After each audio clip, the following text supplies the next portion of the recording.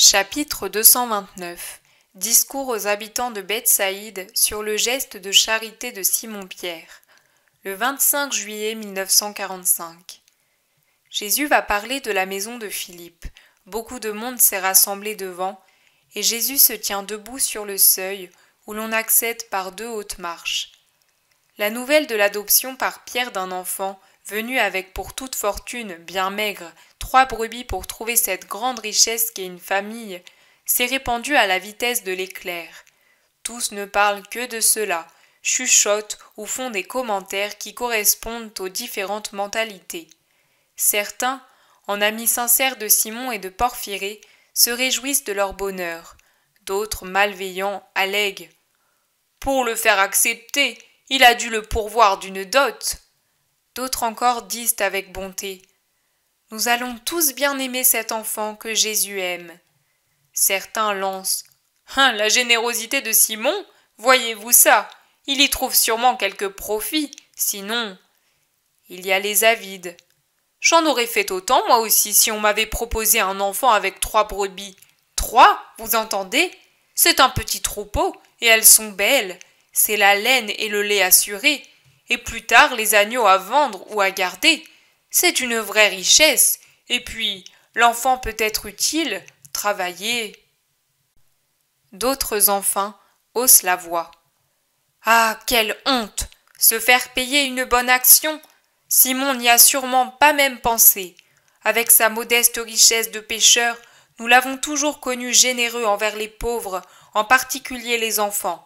Maintenant qu'il n'a plus les rentrées de la pêche et que sa famille compte une personne de plus, il est juste qu'il gagne quelque chose d'une autre façon. » Pendant que chacun fait ses commentaires, bienveillants ou acerbes, en tirant de son cœur ce qu'il a de bon ou de mauvais, Jésus, qui a tout écouté, parle maintenant avec un habitant de Capharnaüm. Ce dernier l'a rejoint pour lui demander de venir au plus tôt, car la fille du chef de la synagogue est à l'article de la mort. En outre, une dame accompagnée d'une servante est à sa recherche depuis quelques jours. Jésus promet de venir le matin suivant, ce qui afflige les habitants de Bethsaïde qui auraient bien voulu le garder plusieurs jours. « Vous avez moins besoin de moi que d'autres.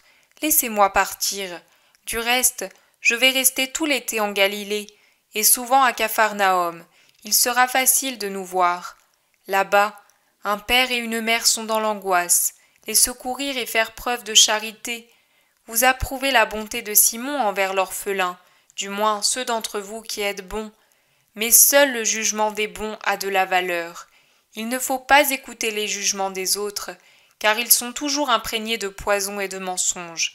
Alors vous, les bons, vous devez approuver ma bonté d'aller soulager un père et une mère, et gardez-vous de laisser stérile votre approbation, mais qu'elle vous incite à en faire autant. Les pages de l'Écriture nous rapportent tout le bien qui découle d'un acte bon.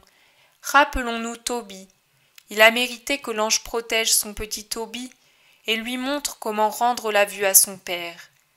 Mais de quelle charité le juste Tobie n'avait-il pas fait preuve, sans aucune arrière-pensée de profit, et malgré les reproches de sa femme et les dangers qui menaçaient sa vie? Souvenez-vous des paroles de l'archange.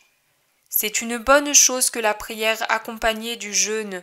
Mieux vaut l'aumône que des montagnes d'or, car l'aumône délivre de la mort, purifie des péchés, fait trouver la miséricorde et la vie éternelle.